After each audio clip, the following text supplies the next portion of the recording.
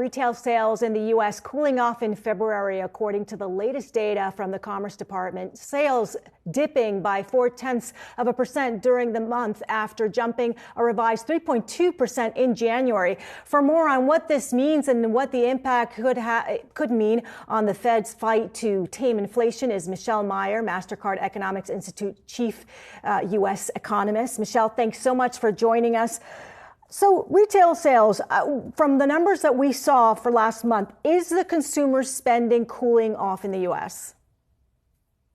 We see a pretty steady pace of consumer spending when we look at the spending pulse insights between, January to February in the last few months. That said, there's certainly changes in the basket of spend, and that's important. When you look at the Census Bureau report, when you look at the spending pulse data, we are seeing moderation, if not contraction, in certain types of large durable goods, household appliances, furniture spending. That is not a new trend. That's been happening now for a few months and likely to continue. Whereas on the other side, and this is not in the Census Bureau data, but certainly is in the spending pulse data that we monitor, we're seeing strong gains in experience-based spending. So travel, lodging, and restaurants all continuing to look quite robust when it comes to spending trends. But Michelle, when you do look at inside the data on this report, the spending patterns, yes, people are still spending at restaurants and on activities, on experiences, but they are spending less, at least according to these numbers, as well as dealerships, department stores, and then they're spending more on essentials. When you take a look at that shift, what it really signifies here for the consumer, do you expect that trend to continue? Really, people more strapped for cash, and they're spending that on those essential plays? Well, I think that's showing up to some extent, but really only on the margin when we look at the broad data. Airline travel, restaurants, lodging, those are things that historically have been more discretionary items, and they're still very, very strong. Now, of course, on a nominal basis, because of higher food inflation, we've seen greater growth in spending at grocery stores as a function of where there's still inflationary pressure. So, when you're looking at nominal spending, which we are in the Census Bureau data is as well, there's two components there. There's what's the price and the price change, and then there's the real spending and the decisions that go into those unit spend. So both need to be taken into consideration. But bigger picture, at the moment, given the last jobs report that we had, which was clearly very strong, the consumer is still being supported by a healthy labor market. Now, there's again, other factors that are driving spending. They're looking at the broad economic conditions. They're looking at, how they're thinking about overall sentiment. And that's going to be really important as we move forward. But right now, the income creation has been strong and spending has held up. So given that, and given some of the factors that you were just talking about and the labor market, how do you see the Fed's decision next week?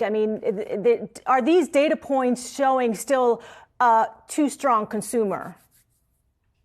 Well, the Fed has to be forward-looking here, and some of this data is at this point a little bit more lagged because of how quickly things are evolving in the markets and in the economy. So the Fed is considering what their path is to price stability, what their path is to full employment, and how to ensure financial stability, that kind of third part of their mandate, while setting policy. So, a lot has changed in the past week for the Federal Reserve. They're not just looking at the data flow, they are looking at high frequency indicators of the economy and high frequency indicators of markets and what that's saying going forward. So, if you look at what the market is pricing in, there's been a dramatic shift from pricing in the possibility of a 50 basis point hike at the upcoming meeting to pricing in no change, a pause as the Fed tries to assess what's coming next. And I think that's a completely reasonable adjustment in expectations. It certainly has been incredible. Over 50% are now pricing in the fact that the Fed is going to hold flat and not raise rates at that meeting next week. Michelle, what do you make about this debate on inflation? Yes, prices are much stickier than maybe many of us had initially anticipated them to be, but the Fed does look like it is making progress. And we did see inflation come down once again on a month-over-month basis, at least.